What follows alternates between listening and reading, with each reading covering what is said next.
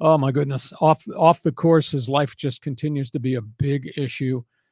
Tiger Woods' lawyer, the lawyers representing his quote last girlfriend in court.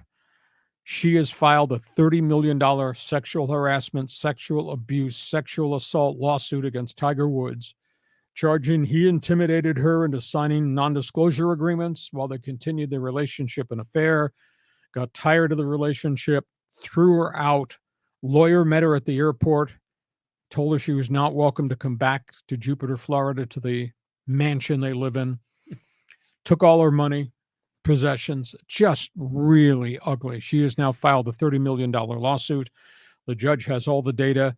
The question is whether it actually becomes a lawsuit and goes to trial or whether it goes to arbitration, because the non-disclosure agreement said if there's any difference of opinion about this NDA, it has to be settled in arbitration.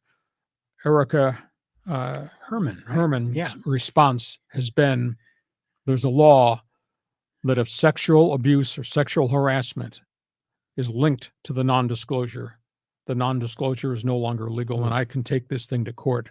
And she's asking for $30 million. So that's the latest with Tiger, recovering from another surgery, career in doubt, credibility very much in question.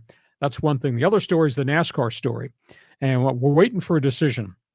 Ross Chastain is one of the really vibrant, aggressive drivers on the NASCAR circuit.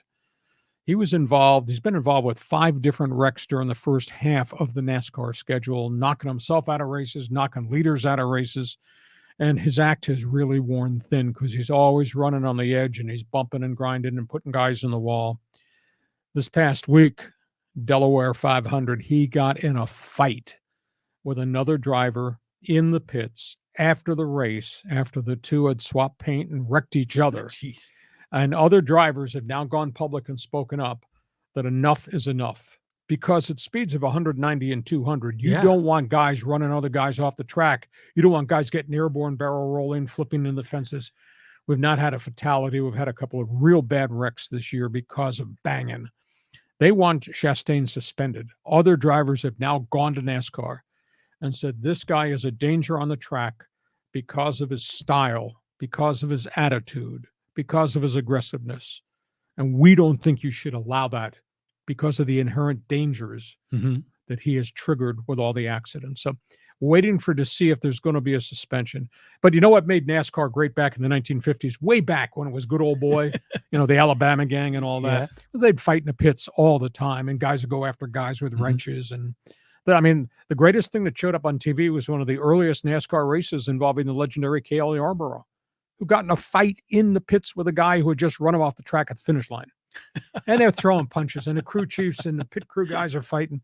And then all of a sudden, everybody said, oh, watch that on TV. That's pretty cool. Therefore, NASCAR on television kind of took off. But when you're dealing with Chastain and the inherent danger, the kind of speeds they're turning, that's really scary stuff. Okay, your thoughts on Tiger, your thoughts on the badass in NASCAR. Well, Chastain reminds me of Draymond Green, he's just always in a ruckus, getting in fights. And, and you even in a lot of the car movies, the car racing movies they always have to have the fight in the pits, and because the fans love all that emotion. But yeah, when you're going 200 miles an hour, man, I mean, just a flick of a wrist on that steering wheel and it's like game over, it's people are going to die. So that's something. But I think race car drivers, they're just wired differently. They're not like you and me, But as far as Tiger goes, it's just like, geez, it's just like another chapter in the soap opera. I'd love to be talking about golf, like actually on the course. We're talking about all this other stuff off the field. But it just makes me wonder too, is he just a target for this because he has the money and they go after him, these women, or legitimately is a lot of this nonsense happening behind the scenes, and that's why there is a non-disclosure agreement to keep it all quiet. So it's just this guy, it's just one thing, it's another.